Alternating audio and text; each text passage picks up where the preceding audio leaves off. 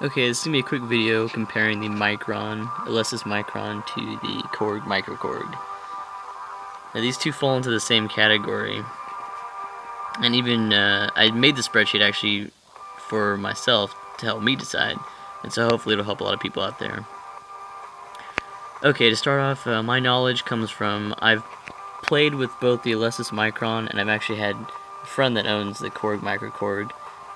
Also, my knowledge comes from watching a lot of YouTube videos, tons of them, and just listen to the sounds and all that, and also demoing at music stores and stuff and things of that nature, and also talking with some of my friends that, well, one actually owns an Alesis Micron as well, just their experience with it.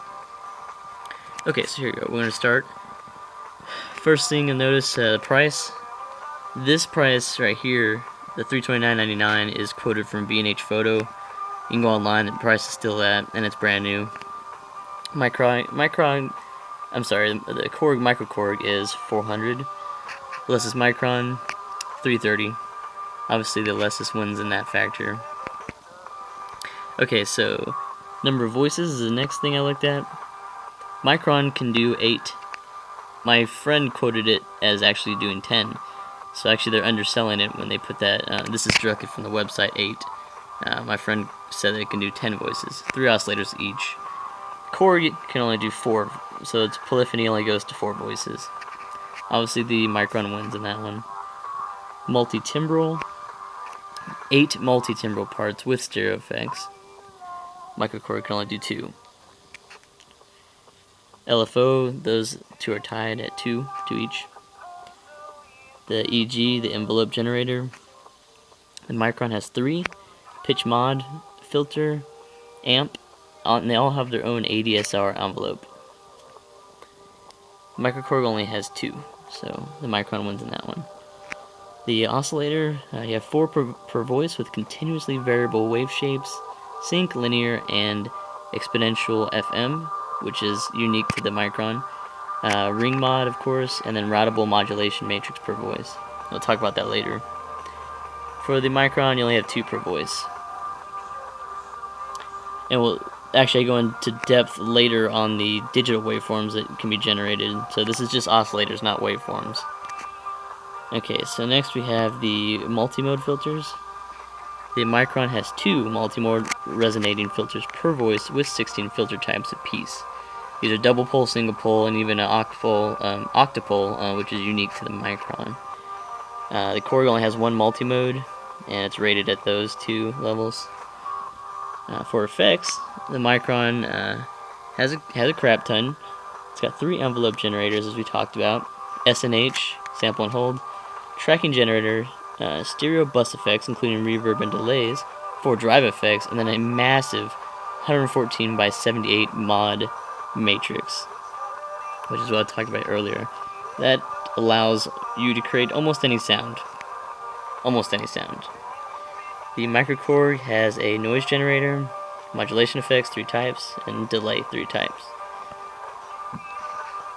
Okay, now as for sequence and arpeggios, this is where the Micron freaking blows the MicroKORG out of the water. It has a dynamic real-time step sequencer, multiple arpeggiator with random, which is also the same as the MicroKORG, but this also has a drum machine and rhythm sequencer.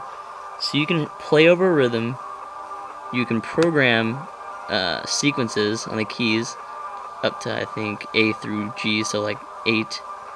So you can actually create a song, all with just this one little cheap synth, which is, when I say cheap, I just mean price-wise.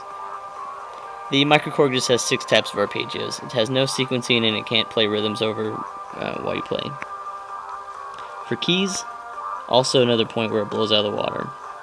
37 full-size synth action key bed, velocity sensitive. So you got full-size keys, just like any synth keyboard.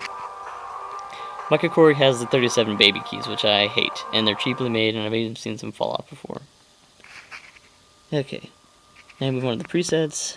The Micron has 1,000 programs pre-installed, 600 sounds, room for 400 more of your user ones, 200 rhythms, 250 patterns and arpeggios, and also multi-timbral setup, so split, You can even split 3, so you can have 3 on the 37 key bed.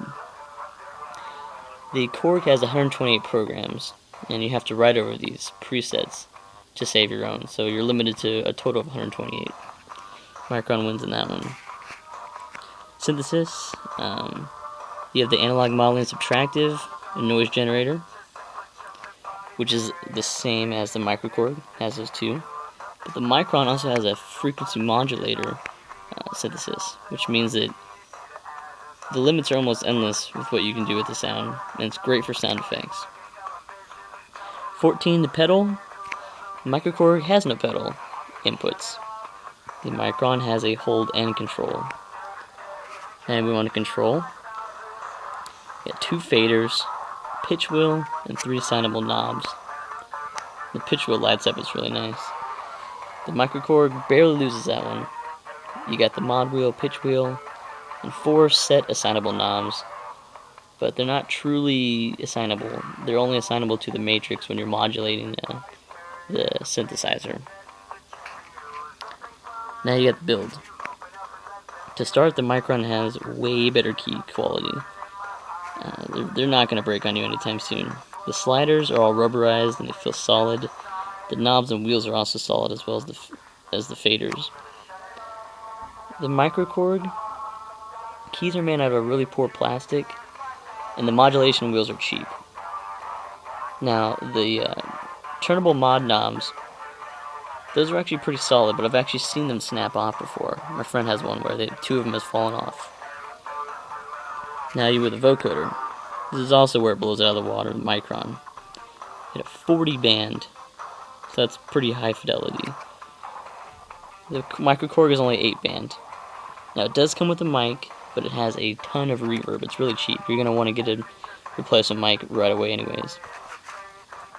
Now finally we have a display. Got a nice little 2-line 16. It can do 16 8x8 characters. So when you're going through the program, when you're going through the menus to actually see the sine waves, you can see the saw waves. It has a graphical representation of them, and it has a lot of information that you're just not going to get on the little dinky MicroKORG. You have 3 characters, 1 line, and they're 8-segment LEDs, so they're not meant to display alphabet. They get around it, but it's like a G is a 9 and stuff, so it's not really ideal. Okay, this is the last section. I labeled this section subjective because this is kind of based on taste, and these are my personal preferences, so you might feel differently. Okay, so the engine. Surprisingly, I actually prefer the MicroKORG. It's got the MS-2000 analog modeling system in it. It just gives you it just has a better representation of actually recreating analog through the digital synthesis. And then you have the looks. The Alesis is very futuristic and minimal. It's nice, but I do actually prefer the retro vintage of the MicroKORG. So Korg wins in that aspect. Next, you got stock sounds. Now, though the Micron has 600 plus the 400, you have some greats, but overall it's just quantity, really. It does have a lot of great FX and beats, though. Problem is, it gives you a bad example of what it's capable of. The Micron actually is a beast, but it's hiding. It's not really unleashed by the preset sound, so you're gonna have to fool around with it to get to where you want. Now, the MicroKORG actually comes with some deep, throaty, interesting, and very layered presets that are really nice, and I actually prefer these over.